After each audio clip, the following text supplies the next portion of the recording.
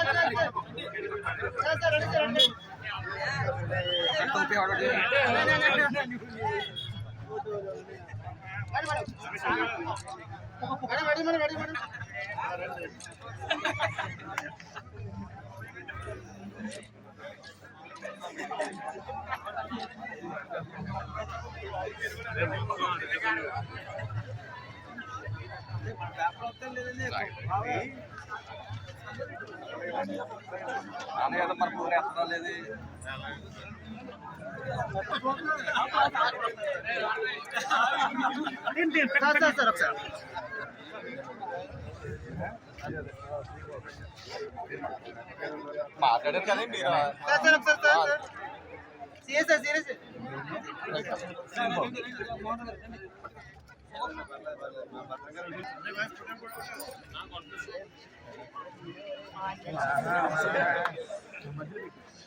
ముగ్గురు పోటీ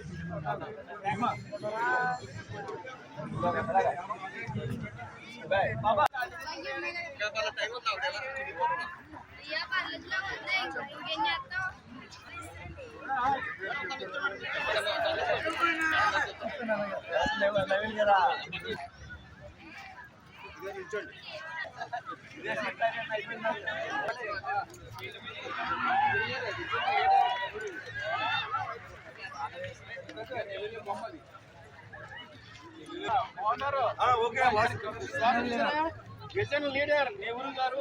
okay okay బాగుంది బాబు దుఃఖమా తప్పదు మీకు డిసైడ్ అయ్యేదాకా